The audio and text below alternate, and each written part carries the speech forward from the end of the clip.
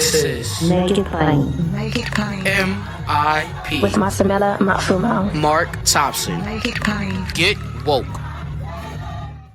Ladies and gentlemen, as the unfortunate government shutdown is looming, hopefully there'll be a solution, but we thought we'd do well to check in, as always, with the Secretary of Transportation, because that is one area that is going to be particularly affected. Secretary Pete Buttigieg joins us now.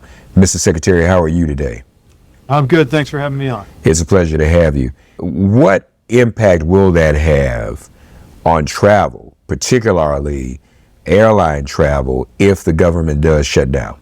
Well, one thing that happens immediately is that air traffic controllers are no longer getting paid. They're required to come into work, but they're not getting paid. Same thing will happen to TSA officers. And as you can imagine, each passing day that's going on causes more stress on them and more stress on the system.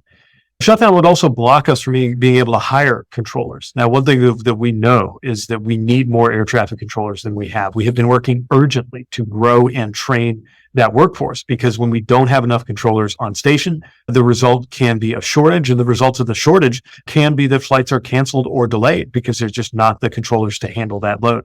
We are making good progress in terms of getting more controllers on board, but that progress would be stopped and reversed in the event of a shutdown. People in training would be sent home from the academy in Oklahoma City, and it could take months to recover from even a short shutdown because of how complex that training is and how much it depends on having fresh, recent experience. So these are the kinds of things that are very real world impact. There's no question that they would affect all of us who are depending on the aviation system. And it's completely avoidable. All we need Speaker McCarthy to do and House Republicans to do is honor the deal that the Speaker already made with the President earlier this year. We're urging House Republicans to come to their senses, come to terms, first of all, with each other, and then with the Senate and the President that are already prepared to move forward. Fund the government and fund the FAA. You mentioned TSA as well. I dare say there's probably room for more TSA agents and employees as well, as I see some of those lines backed up. So if they're not getting paid, I know people don't want to wait in line forever to go through security. That's right. Whether we're talking about the security lines or we're talking about airport delays, every day that a shutdown continues, you would likely see more disruptions and more situations where a particular airport would be short or not getting the support that it needs. By the way, this is on top of the work that we're doing to improve the airports in the first place. You take a place like Love Field. We're funding improvements to the instrument landing system there. That's a critical piece of safety equipment and something that when it's upgraded will improve operations at the airport. The goal was to get that done by Thanksgiving, but no way we can guarantee that if we get shut down in our work. And I got to emphasize the urgency of getting this done, because even a short disruption, again, ripples through the system for days. And remember, we're having record travel right now. We've set an all-time high this summer in terms of passengers getting on airplanes. People want to be flying. They're buying those tickets. They're boarding those airplanes, which means there's going to be more, not less, need for TSA officers, air traffic controllers, and everybody else who's part of that system. Now, if I'm not mistaken, Mr. Secretary, in the past when this has happened, it has in fact been the air traffic controllers who pretty much made the case for the shutdown to end, and Republicans in Congress had to respond. You just can't have planes stalled. Members of Congress have to travel as well. Really, your shop and the air traffic controllers really are the ones that may end up having to say, look, this can't go on. That's right. Look, I would hope that the idea that service members, soldiers, sailors, airmen, Marines, stop getting paid in a shutdown, I would hope that would be motivation enough for members of Congress to get their job done. But if that's not motivation enough, maybe them seeing the flight impacts, since they're frequent flyers, is what it would take. I just think we can and should avoid all of this. And House Republicans really need to end this chaos and fund the government so that we're not even worrying about these things. There's plenty to keep us busy right now in this administration. Congress has a lot of work to do. We're trying to make sure we deliver all these projects we have going on around the country. We're trying to improve transportation safety. We're trying to stay a step ahead of China. The last thing America needs right now is a politically driven Republican shutdown. Lastly, can you give us an idea of what the average air traffic controller is thinking about right now, knowing that this might happen? What is an employee like that thinking about doing? What type of pressure or anxiety might they be under? Not to mention, the everyday pressure of just being an air traffic controller. Well, put yourself in the shoes of these safety personnel like air traffic controllers. You get up, you come in the morning or maybe the middle of the night, depending on your shift, and you have enormous responsibility. You have a life and death responsibility to make sure that aircraft come and go safely. And because air traffic controllers and others in the system do that good work, we have an incredibly strong safety record as a country. Flying is actually the safest way to travel. That didn't just happen. That happened because these people are very good at their jobs. But imagine the stress that comes with that job on the best of days. And then imagine if, as you're getting into your position, taking your seat, putting on your headset, getting situated at your position, your computer, you're also thinking about the fact that you got a spouse and kids at home, and you don't know when the next paycheck's going to come in. There's just no good reason to subject them to that kind of stress. It's not right for them, and it's not good for the system. And definitely not safe. Secretary Pete Buttigieg of the Department of Transportation. Secretary Pete, always a pleasure to speak with you. Hopefully this will be resolved. I think we have until midnight Sunday. Is that accurate? That's right. Yeah, we have through the end of Saturday. It's the end of the month. That's the end of our fiscal year. And between now and then, Congress needs to do its job. It should never come down to the wire like this. But now that it has, we really need them to sprint through the tape, reauthorize the FAA, fund the government, and get their job done. Thank you, Secretary Pete, for joining us on Make It Plain, as always. Thank you. Folks, the White House also held a press call today to discuss the compelling and even the devastating impact of another government shutdown.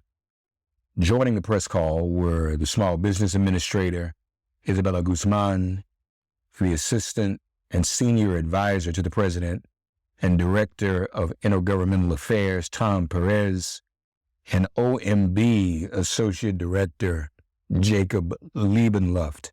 This press call was on the record. Wanted to share it with you so you could actually hear and be concerned about what could happen this weekend if the government is shut down. The person leading the conversation is Luciana Perez Fernandez, the Director of Hispanic Media for the White House. Good morning, everybody. Thank you so much for joining today. I'm Luciana Perez Fernandez. I'm the Director of Hispanic Media here at the White House. Thank you for joining us today on this call about the impact of a shutdown in our economy and in our communities. Joining us today, we have a Small Business Administrator, Isabella Guzman. We have Assistant and Senior Advisor to the President and Director of Intergovernmental Affairs, Tom Perez. And we also have joining us for the Q&A portion of this call, Jacob Leibenluft, who is Associate Director of the Office of Management and Budget. We will have two portions for this call. We will start with a brief remark from Administrator Guzman and Director Tom Perez, and then we will move to the questions portion of this call. With that, let me introduce Administrator Guzman. Thank you so much. It's great to be here. Just to share the space of small business and the impacts of this potential Republican shutdown. America has been on an unprecedented economic winning streak. From the numbers that we've seen, unemployment is at a historic low, 13.5 million jobs created under President Biden. We know small businesses are the job creators, with 2/3 of net new jobs coming from small businesses. You know, inflation is going down, wages are going up. And in the past 2.5 years, we've seen a small business boom with the 13.6 million now new businesses filed since the president took office. That's 65% higher than any historic average. We are seeing a resurgence in our entrepreneurial spirit in this country.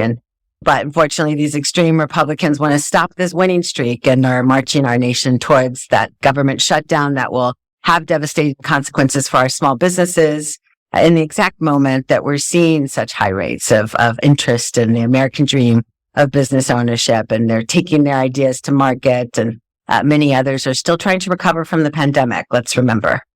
A lot of them took a gut punch caused by the pandemic shutdowns and the impacts on their revenues.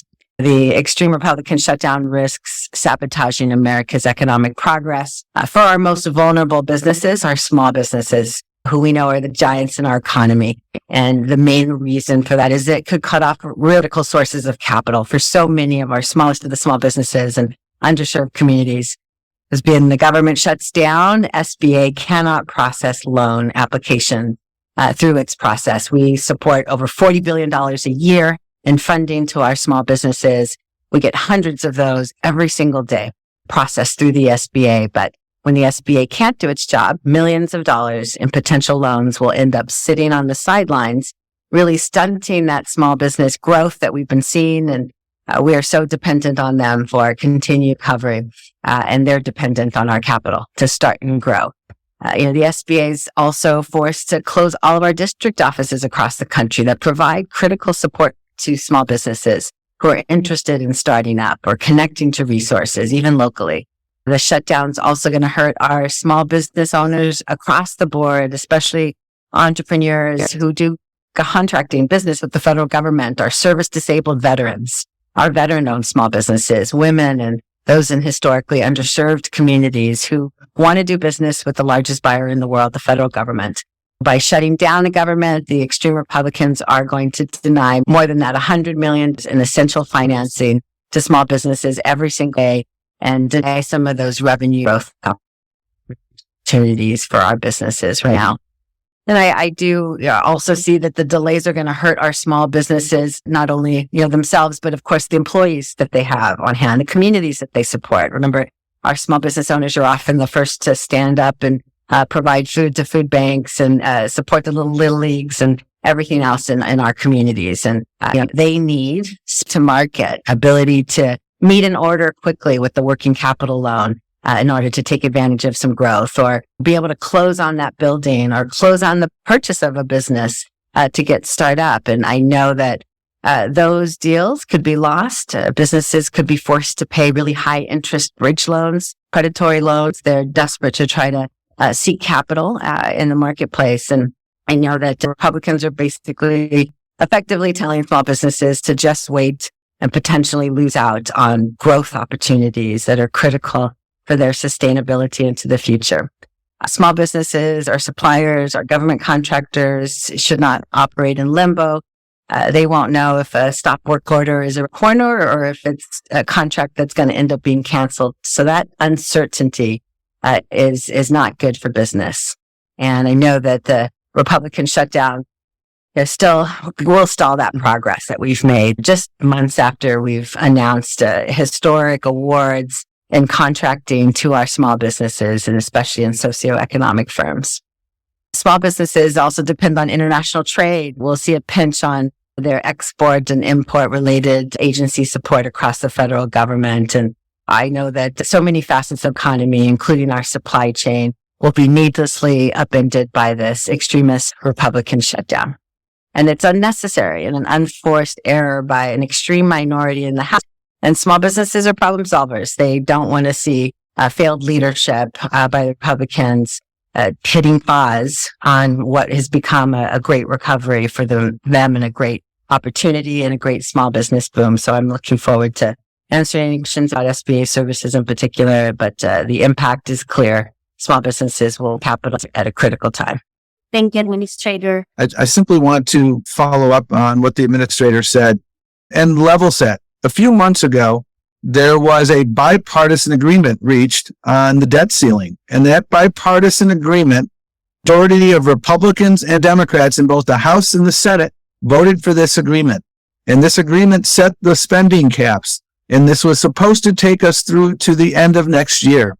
But a small band of extreme Republicans are trying to break the promises that were made literally just a few months ago. And now we are less than 48 hours from a potential shutdown that will wreak havoc in so many ways, shapes, and forms. Service members won't get their paychecks.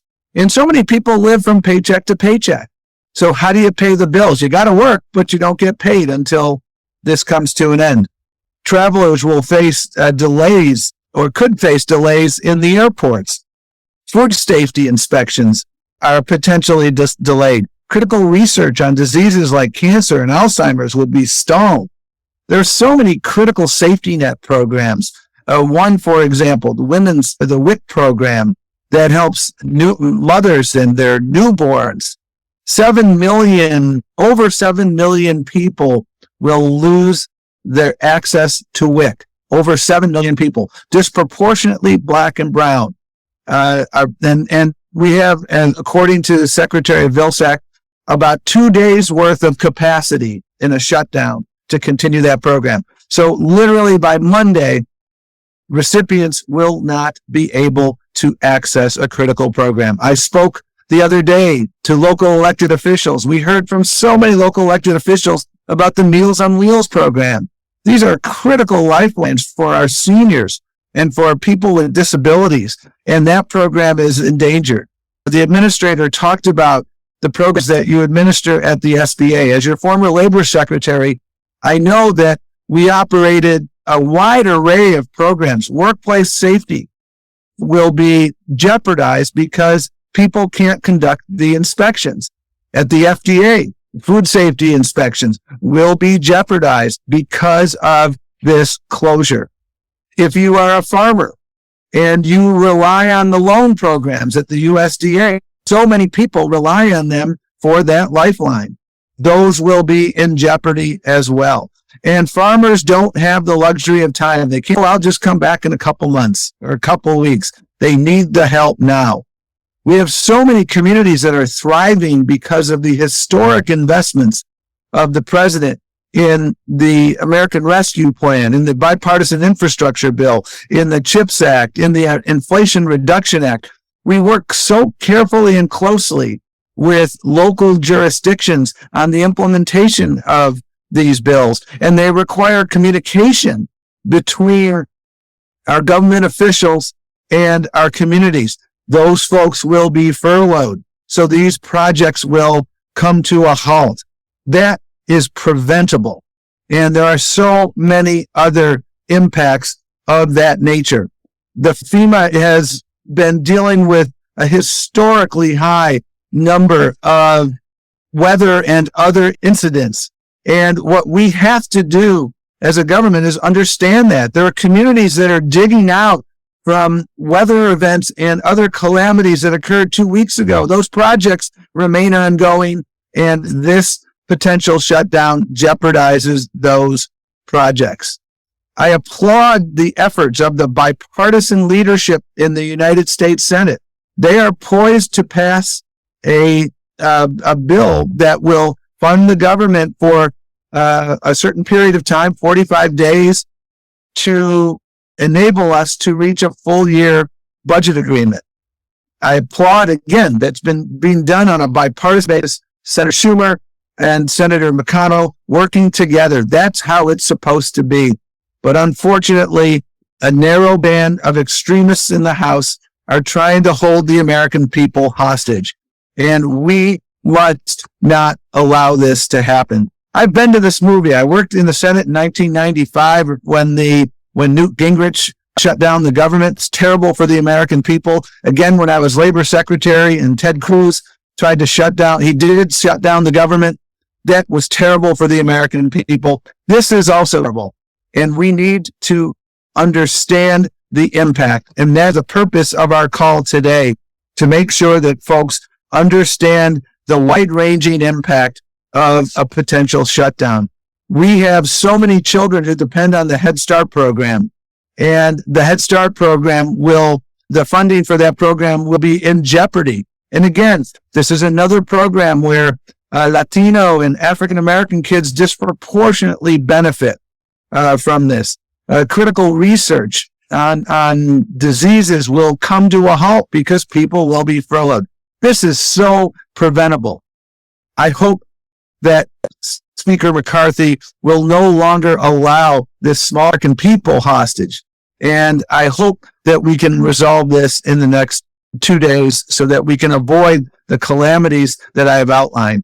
And frankly, we've outlined some, and there are so many more. Luisana, I think we're happy to take questions from folks if they have any. Yes. If you have any questions, please use the raise hand button on your screen so we can unmute. Let's start with Jared from the Griot. Jared, you should be able to unmute yourself. Hi, good morning, and thanks for doing this. I just have one question.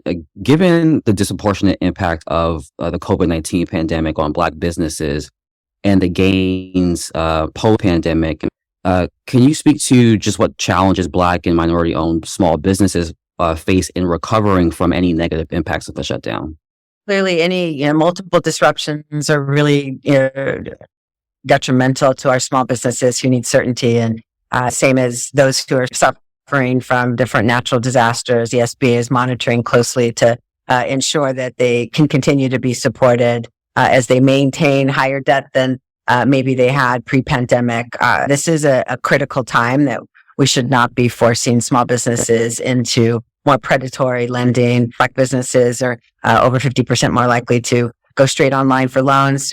Getting affordable capital products into the hands of Black businesses has been a focus of this administration. And we recently announced that we increased that number 2x in our portfolio to now representing 7.5% of our $40 billion portfolio. So these are great gains, and this is no time to waste to, further alienate the Black businesses who need access to capital. So obviously we want to continue to see their opportunities for revenue growth, whether that's international trade or contracting or just through advice from our district offices. Thank you. Any other questions? Remember to use the raise hand button on your screen so I can unmute. I see Ariana from Amsterdam News. Ariana, you can unmute yourself. Hi, how are you? I was wondering if anybody could speak. This is going to affect the student loan repayments that's supposed to start on October 1st. Again, as I said before, there's a lot of one thing that we're learning in the student loan repayment is there's a lot of questions that people have, and people fall in different repayment categories in this program, and the people that they need to talk to so that they can be ready for October 1st are not going to be available to service them. And so it's going to sow, again, uncertainty, and uncertainty is never a good thing. And so again, this is another example of, the Biden administration has been relentless in its pursuit of student loan debt relief. And, so many folks have fought it.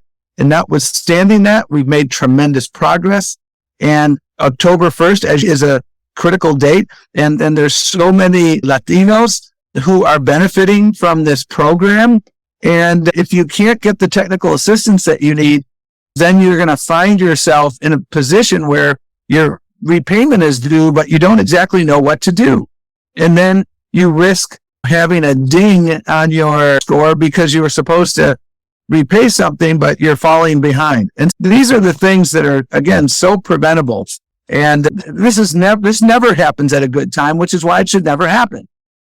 Yeah. And just to add to that, as Director Perez said, the return to repayment will continue. There are some agencies and Department of Education's FSA as an example where there's some funding carried over. So for a brief period of time, key activities at federal student aid will continue, but any shutdown as it continues has the risk to cause disruption to government services. And so, again, I think this just points to, you may not see that in the immediate period, but points to the importance of keeping the government open and ensuring that we're able to provide these key services to the American people.